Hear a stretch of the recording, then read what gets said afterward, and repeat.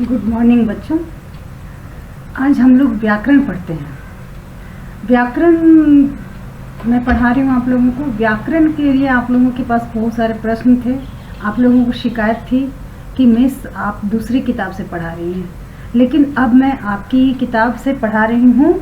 वही किताब पुष्पांजलि माध्यमिक हिंदी व्याकरण और रचना, यही है ना किताब आप लोगों के पास? हाँ, तो अब हम लोग इसी से पढ़ेंगे। मैं 2 पाठ पढ़ा चुकी हूँ, भाषा और व्याकरण, या भाषा विचार कह लो, और वर्ण विचार। 2 पाठ हम लोग पढ़ चुके हैं। अब तीसरा हम लोग पढ़ेंगे, संज्ञा के विकारक तत्व। ये आप लोगों को पढ़ना है। विकार, संज्ञा के विकार। विकार का मतलब क्या होता है? विकार किसको कहते हैं हम लोग?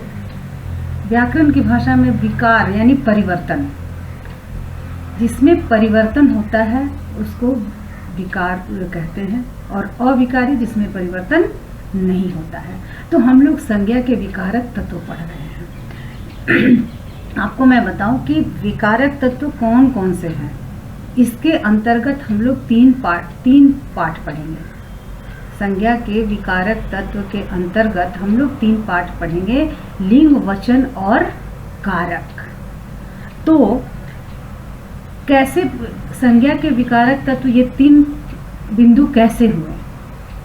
देखो, जो संज्ञा शब्द वाक्य में प्रयोग करने पर वाक्य के लिंग, वचन और कारक के अनुसार बदल जाते हैं, उन्हें विकारी शब्द कहते हैं। उदाहरण के लिए, अध्यापक पढ़ा रहे हैं, अध्यापिका पढ़ा रही हैं, तो दोनों में अंतर क्यों हुआ? लिंग के कारण।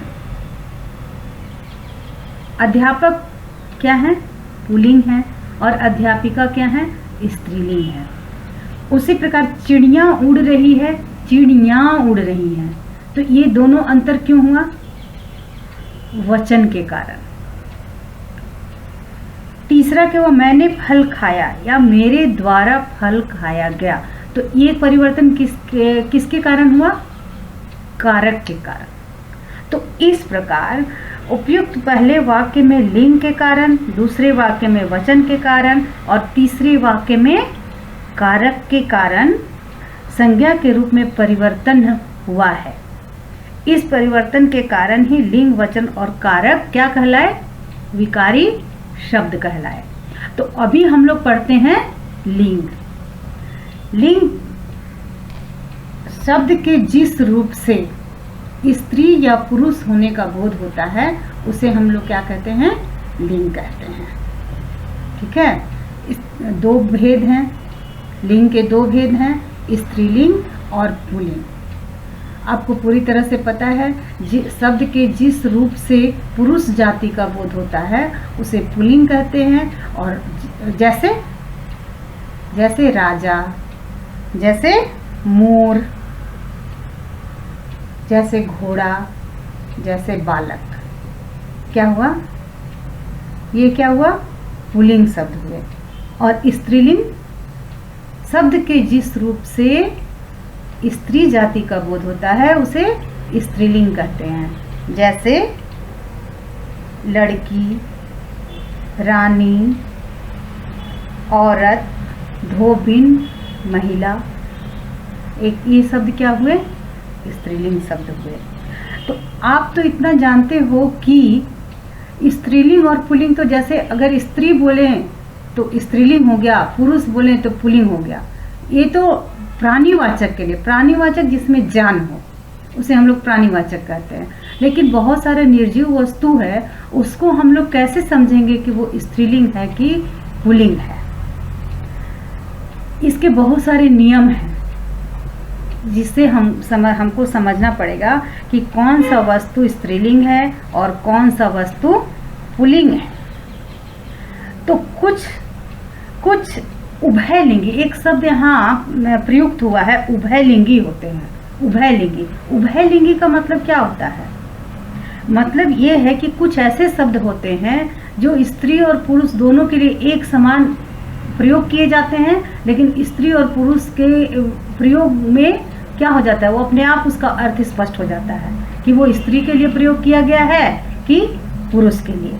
ऐसे शब्द को उभयलिंगी कहते हैं। जैसे श्रीमती प्रमिला मित्तल प्रसिद्ध डॉक्टर हैं।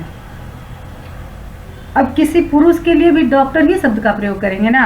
जैसे देखो दूसरा यहीं पर है, श्री अभय चौहान हमारे पारिवारिक डॉक्टर हैं।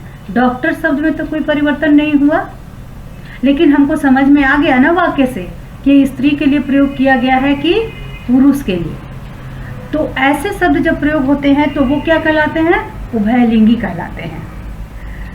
और इसी के समान और भी बहुत सारे उदाहरण हैं। जैसे डॉक्टर का हमने प्रयोग किया, उसी प्रकार स्त्री पुरुष दोनों के लिए बहुत सारे ऐसे शब्द हैं जो प्रयोग किए जाते हैं। जैसे मंत्री, खिलाड़ी, राष्ट्रपति, मैनेजर, प्रधानमंत्री, तैराक आदि। और कुछ प्राणीवाचक संज्ञाओं का सदैव स्त्रीलिंग रूप ही होता है। मतलब कुछ ऐसे शब्द होते हैं जो हमेशा स्त्रीलिंग ही होते हैं। फौज, सवारी, नर्स, संतान, सरकार आदि। आदि इसका आदि का मतलब क्या होता है? ऐसे और भी बहुत सारे शब्द हैं।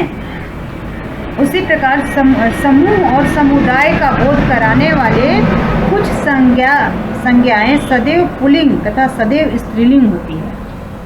यानी कुछ शब्द ऐसे हैं जो हमेशा ही स्त्रीलिंग होती है और हमेशा ही पुल्लिंग होती है। पुल्लिंग क्या है? कॉलेज, समाज, परिवार, देश, स्कूल।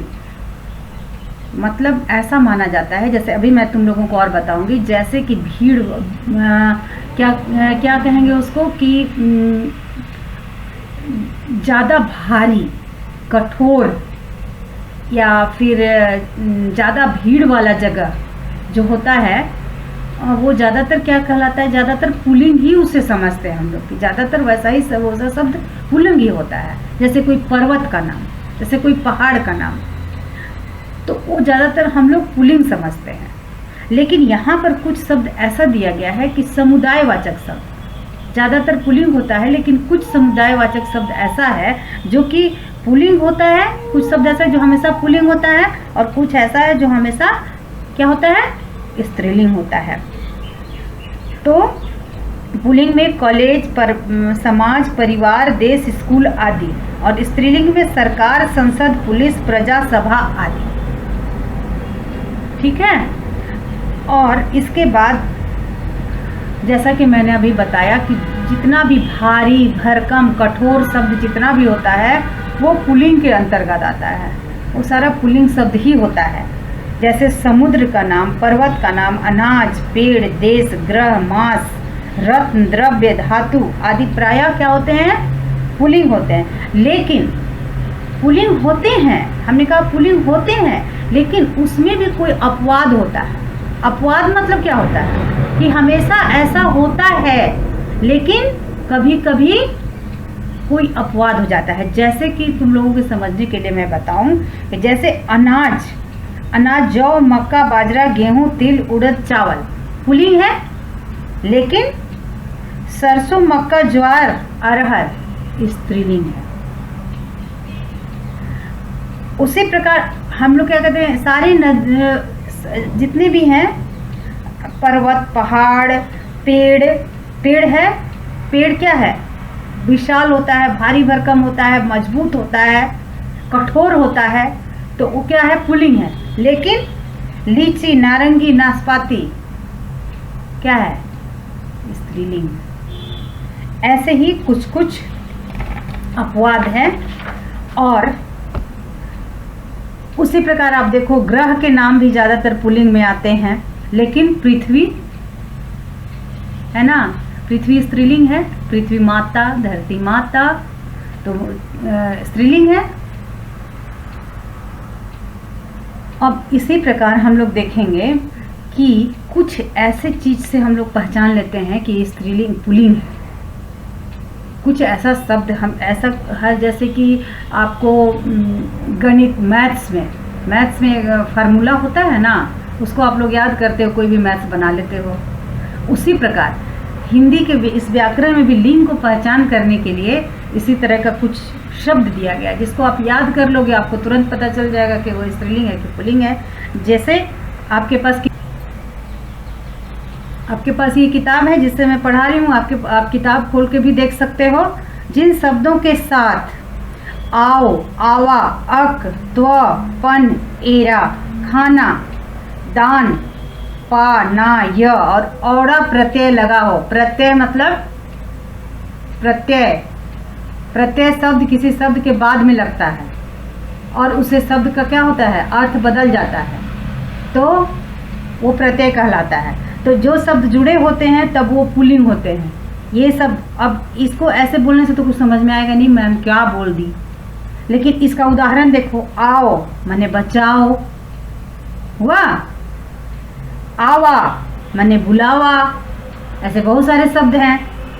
अक लेखक, त्व अपनत्व, पन बड़कपन बचपन, एरा चचेरा, खाना दवाखाना, दान कमलदान, रोशनदान। समझ रहे हो कैसे प्रत्यय कैसे लगता है शब्द के अंत में।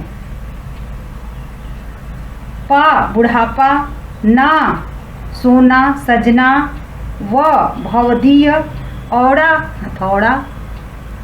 तो इस तरह से शब्द जितने बने हैं, जितना ये प्रत्यय लगा हुआ है, वो सारा शब्द क्या होगा, पुल्लिंग होगा। और उसी प्रकार शरीर के बहुत सारे अंग जो हैं पुल्लिंग हैं, लेकिन उसमें भी अपवाद जो मैंने कहा, कुछ शब्द ऐसा है जो स्त्रीलिंग भी है। उसके अलावा जितना आप लोग जो स्वर पढ़ते हो, स्वर उसमें बहुत सारा क्या है, पुल्लिंग है, लेकिन छोटी ई और बड़ी ई क्या है, स्त्रीलिंग है। भाषा, लिपि, बोली, नदी, झील, नक्षत्र आदि के नाम प्रायः क्या होते हैं, स्त्रीलिंग होते हैं।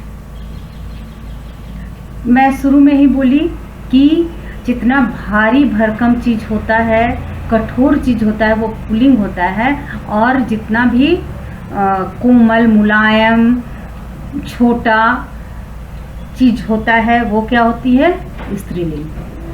तो अब ये इतना आप लोगों को मैंने पुल्लिंग बताया। स्त्रीलिंग भाषा के जिस रूप से स्त्री जाति का बोध होता है उसे स्त्रीलिंग कहते हैं। स्त्रीलिंग का पहचान करने के लिए यहाँ पर दिया हुआ है, भाषा, लिपि, बोली, नदी, नक्षत्र आदि के नाम प्रायः स्त्रीलिंग होते हैं।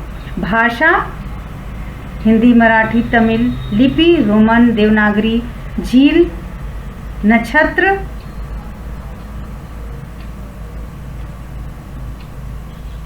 और बोली नदी। देखो गंगा, यमुना, कृष्णा, कावेरी सब दिया हुआ है, नदी है स्त्रीलिंग है, लेकिन ब्रह्मपुत्र नदी पुल्लिंग है। तो जो अपवाद है ऐसा ही होता है, लेकिन कोई एक ऐसा शब्द है जो अपवाद में गिना जाता है, तो उन शब्दों का पहचान हम लोग कैसे करेंगे, उसको याद रखना पड़ेगा। सारे पाठ पढ़ने के बाद उसको क्या करना पड़ेगा, हम लोगों को याद करना पड़ेगा। इसके अलावे लिंग परिवर्तन का बहुत सारा यहाँ नियम दिया हुआ है, बहुत सारे शब्द दिए हुए हैं, ये आपको अपने से पढ़ना है। जैसे कि अकारांत पुल्लिंग शब्द के अंत में नी प्रत्यय लगाकर स्त्रीलिंग शब्द बनते हैं। नी प्रत्यय लगता है तो स्त्रीलिंग बनता है। प्रत्यय अभी मैंने समझाया कि शब्द के अंत में जो लगता है स्त्रीलिंग का, आप लोग 7 क्लास में भी ये पढ़ चुके हो। तो आप यहाँ इसे ध्यान से पढ़ेंगे, आपको समझ में आ जाएगा। किताब आपके पास है। अब इसके बाद हमने एक पाठ लिंग और वचन शुरू से आप लोग पढ़ रहे हो, 5 में भी पढ़े हो, 6 में भी पढ़े हो, 7 में भी पढ़े हो, और एक छोटा छोटा पाठ है, इसलिए अभी हम लोग लिंग के साथ ही वचन भी पढ़ लेते हैं। ठीक है, आप लोग तैयार हो ना? ठीक है, तो मैं बता देती हूँ। वचन, लिंग और वचन में कभी कंफ्यूज नहीं होना है। लिंग स्त्रीलिंग और पुल्लिंग, वचन एक और अनेक। वचन का पहचान क्या है, एक और अनेक। एक और अनेक से हमको मतलब है। कैसे? शब्द के जिस रूप से एक वस्तु या व्यक्ति का बोध होता है वो क्या होता है, एक वचन।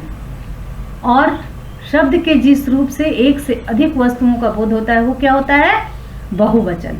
हिंदी में हम लोग 2 ही वचन पढ़ते हैं।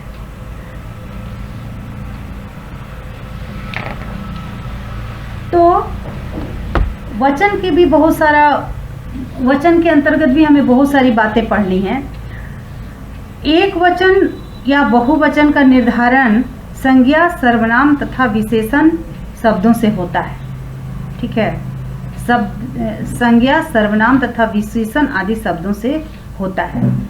एक वचन लड़का खेलता है, क्या हुआ? ये एक लड़का खेल रहा है, क्या हुआ? तो एक वचन हुआ। लड़के खेलते हैं, बहुत सारे लड़के खेल रहे हैं, क्या हो गया? ये बहुवचन हो गया। संतरा मीठा है, संतरे मीठे हैं, विशेषण है, विशेषण है ना। विशेषण से यहाँ क्या हो रहा है? वचन का पता चल रहा है। यहाँ संज्ञा से वचन का पता चल रहा है। इसके बाद मैं बाजार जा रहा हूँ, सर्वनाम से। इसके बाद कभी कभी क्या होता है, वचन का हम कैसे पता लगाते हैं? कभी कभी क्या होता है कि स्त्रीलिंग में नहीं, कभी कभी क्या होता है कि शब्द बदलता नहीं है, लेकिन हम जैसे लड़का और लड़के, मैं बोली ना, तो लड़का से तुमको पता चला कि एक लड़का है, लड़के बोले तो पता चला बहुत सारे लड़के हैं। लेकिन कभी कभी ये शब्द बदलता नहीं है और उसकी क्रिया से हम लोगों को पता चलता है कि क्या है? वचन का। उसकी क्रिया से हमें वचन का पता चलता है। जैसे जैसे छात्र पढ़ रहा है, छात्र पढ़ रहे हैं। छात्र शब्द में तो कोई परिवर्तन नहीं हुआ। क्या चीज में परिवर्तन हुआ? क्रिया में परिवर्तन हुआ। छात्र पढ़ रहे हैं बोल दिए तो बहुत सारे छात्र पढ़ रहे हैं। छात्र पढ़ रहा है यानी एक छात्र पढ़ रहा है। चिड़िया, पक्षी, सॉरी चिड़िया नहीं, पक्षी शब्द लो। पक्षी उड़ रहा है, एक पक्षी उड़ रहा है। पक्षी उड़ रहे हैं, बहुत सारे पक्षी उड़ रहे हैं। तो उस वहाँ हमको वचन का पता कैसे चला? क्रिया से पता चला। कभी कभी क्या होता है, कभी कभी बड़ों को आदर देने के लिए, बड़ों को रिस्पेक्ट देने के लिए हम लोग एक वचन की जगह पर बहुवचन का प्रयोग करते हैं। जैसे जब एक रहता है तो हम लोग जैसे लड़का खेल रहा है बोलते हैं ना, तो एक लड़का खेल रहा है। रहे हैं तो नहीं बोलते हैं, जैसे रहे हुए बोलते हैं तो क्या हो जाता है? वो बहुवचन हो जाता है ना। उसी प्रकार अध्यापक पढ़ा रहा है तो नहीं बोल सकते हैं ना। अध्यापक को इज्जत देने के लिए अध्यापक पढ़ा रहे हैं हम लोग बोलते हैं। तो यहाँ क्या है? एक वचन की जगह पर हम बहुवचन का इस्तेमाल करते हैं ना। होना तो चाहिए था कि अध्यापक पढ़ा रहा है, लेकिन ऐसा नहीं बोलते हैं। पिताजी खा रहे हैं बोलते हैं ना, खा रहे हैं। पिताजी तो एक ही हैं, लेकिन खा रहा है उसका अगर हो जाएगा, अगर सही से हम बताएं तो। लेकिन नहीं, हम लोग उनको सम्मान देने के लिए क्या कहते हैं? पिताजी खा रहे हैं। मेहमान आ गया बोलते हैं, एक ही मेहमान आया है, हम बोलते हैं मेहमान आ गया, नहीं, मेहमान आ गए। उसी प्रकार कभी कभी हम लोग क्या कहते हैं? मैं के जगह पर हम का इस्तेमाल करते हैं। मैं के जगह पर हम का इस्तेमाल करते हैं। मैं क्या हुआ? अपने लिए अगर मैं बोल रही हूँ तो मैं का शब्द का ही प्रयोग होना चाहिए, शुद्ध वही है। लेकिन कभी कभी हम लोग ना दिखाने के लिए, बड़प्पन दिखाने के लिए, या फिर भाषा के प्रभाव के कारण, क्षेत्रीय प्रभाव के कारण भी हम लोग क्या कहते हैं? मैं की जगह पे हम शब्द का बड़ा धड़ल्ले से प्रयोग करते हैं। मंत्री जी ने कहा हम तुम्हारी समस्या का समाधान करेंगे। मंत्री जी को अगर व्याकरण की दृष्टि से देखा जाए तो कहना चाहिए था मैं तुम्हारी समस्या का समाधान करूंगा, लेकिन मंत्री जी ने कहा हम तुम्हारी समस्या का समाधान करेंगे। तो ऐसे प्रभाव के कारण या हम लोग कभी ज़्यादातर हम लोग मैं के जगह पर हम का प्रयोग करते हैं। कुछ ऐसे भी शब्द हैं जो सदैव बहुवचन होते हैं, सदैव बहुवचन। बच्चों ध्यान दो, ये प्रश्न अक्सर पूछा जाता है। सदैव बहुवचन में आने वाले कुछ शब्द ऐसे होते हैं जो सदैव बहुवचन में ही प्रयोग किए जाते हैं। आंसू, दर्शन, हस्ताक्षर, प्राण, केश, समाचार आदि। और कुछ ऐसे भी शब्द हैं जिनका हमेशा एक वचन में ही प्रयोग, अभी हमने बताया कि कुछ ऐसे शब्द हैं जिसका प्रयोग हमेशा बहुवचन में होता है, लेकिन और कुछ ऐसे भी शब्द हैं जिसका प्रयोग हमेशा एक वचन में ही होता है, जैसे पानी, दूध, सोना, लोहा, घी, तेल, आग, आकाश, जल आदि। अच्छा, एक चीज और इसमें, जैसे एक के लिए, एक व्यक्ति के लिए हम तुम का नहीं तू का प्रयोग होता है, तू का, लेकिन तू बोलने में बड़ा खराब लगता है। तू क्या कर रहा है, तू कहाँ जा रहा है, अच्छा नहीं लगता है बोलने में। तो क्या हम लोग कहते हैं, तुम क्या कर रहे हो। तो ये है एक वचन का।